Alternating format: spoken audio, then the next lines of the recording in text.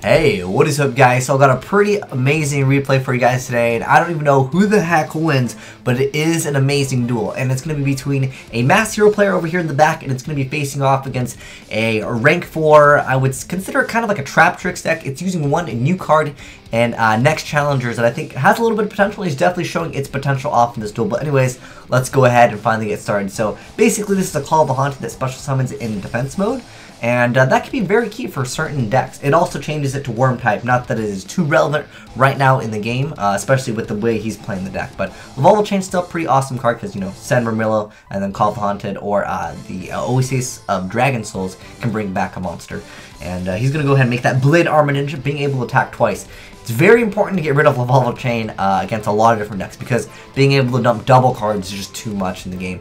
But you can see that Oasis bringing back the Sacred Crane, which can actually be a tech in Heroes. I've seen a few players try it out. If you guys don't know what the heck Sacred Crane does, if it's special summon, you get a draw card. That means from the deck, from the graveyard, from the hand. So you can make a lot of uses out of it, whether you're using Call of the Haunted, whether you're using Tin Goldfish and other cards. You can use it in combination with Heroes just so you get that one light target, which can definitely be nice. It's a free draw too, so it's pretty awesome. And looking at this field right now, I'm like, oh my gosh, double Murmillo.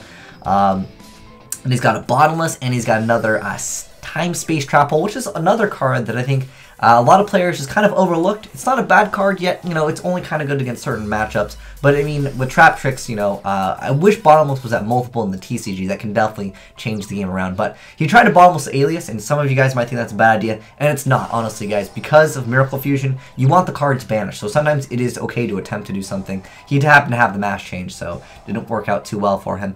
But anyway, he's going to go ahead and compulse that card, but then he's got the Dark Law coming out into the game, and that Space-Time Trap Hole is going to go ahead and say no to that, but he still gets to add a hero. He goes ahead and MSTs, and then specials Bowman's, but since that's the only card, he's going to be able to draw 2 cards, and then he sacks him right there with the Acid coming out, popping all the back row. Oh, so strong, man.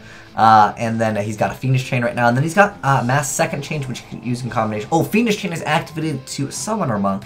And the Summoner will not be getting that effect, but the player's got a Sacred Crane. Let's see if he can come back from this. Oh, there's a reinforcement of the army. What are we going to see? Goblinberg coming back. Oh my gosh, the Sacred Crane, and then the draw 1 from the Sacred Crane. And he's got a Deep Prison ready to go, so he's going to be able to basically reestablish his control, have a Deep Prison. Can he top deck a Bubble Man? Oh no, a Mass Change is top deck. But he can still survive unless he draws another monster. He's drawn an MST, and then he's going to go ahead and attack, and the Gray has to draw something amazing right now.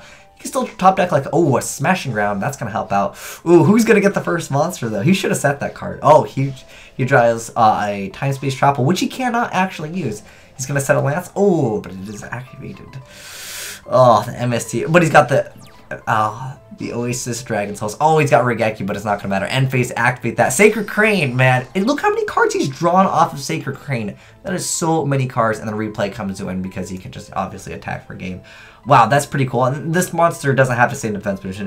It's special summon in defense position. Because with Call of the Haunted, sometimes if you guys play Yu-Gi-Oh, you'll know that sometimes you just end up needing to special summon a small monster, and if they happen to be able to just attack over it, you're just gonna, you know, take a bunch of damage. Sometimes you have to activate Call of the Haunted just so you can survive, but sometimes it's better to get something in defense mode. It does become Worm type. Like I said, it wasn't really relevant in this duel anyways, because he's basically using it as a rank 4 deck. But wow, that was a really awesome duel. You gotta see the top deck.